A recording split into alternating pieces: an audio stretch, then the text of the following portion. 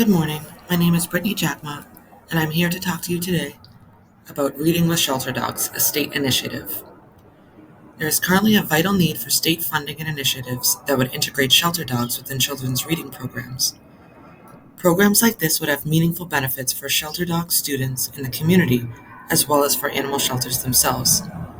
Such programs have proven to have invaluable benefits to all involved, yet there are currently no laws or legislation in place that provide funding for these initiatives.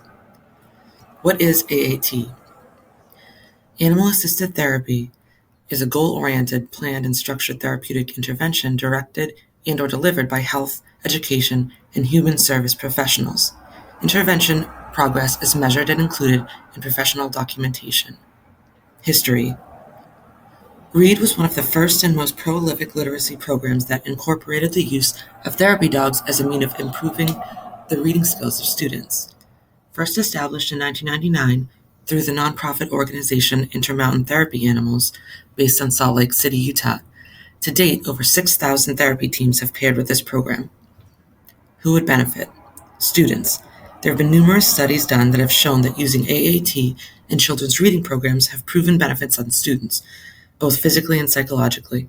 A 2021 study that was granted by the University of Edinburgh consisted of an open-ended survey in which 250 plus teachers were given the survey regarding the potential benefits they had experienced in participating in Reading to Dogs programs.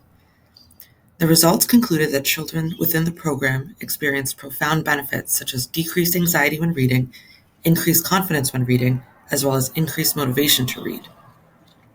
Shelter dogs. Integrating shelter dogs into these programs would provide meaningful benefits to them as well. Doing so would add increased daily enrichment and socialization to those who participate, as well as build confidence in the dogs who may be emotionally struggling within the stressful environment of the shelter. This would increase the adoptability and visibility of these dogs, who may otherwise be overlooked by potential adopters. Shelters and community. Not only would these programs be greatly beneficial to students and shelter dogs, they would also be largely beneficial to animal shelters and the surrounding communities. Animal shelters are commonly underfunded, understaffed, and overcrowded. By integrating shelter dogs into these programs, it would build their social skills, thus increasing adoptability, which would help more animals move out of the shelter, as well as create additional visibility for the shelter, potentially attracting additional stakeholders in the form of volunteers, employees, and donors. Current programs. The New Hampshire SPCA has created a current program that integrates children ages 1 to 8 to read to dogs or cats within the shelter. The benefits of this program have been obvious, as participants report increased use of language and improved social interactions while being with these shelter animals. The MSPCA has created their current program, Rescue Readers, which allows students accompanied by a parent, teacher, or guardian to read to the shelter dogs or cats. The program aims to build confidence of the readers as well as provide vital social enrichment for the animals.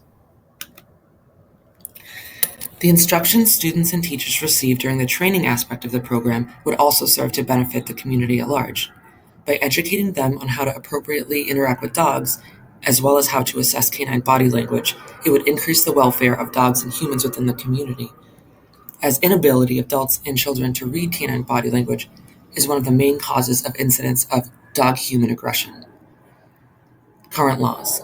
Although Massachusetts acknowledges service animals under the definition defined by the Department of Justice and ADA, there are currently no laws in place that would allocate state funding for AATs using shelter animals.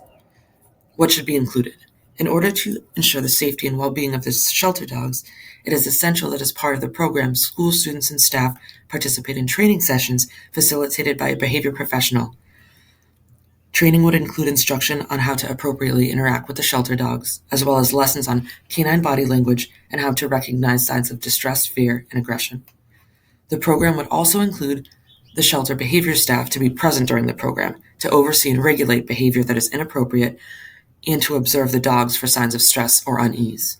This observational period would be continued post-reading session.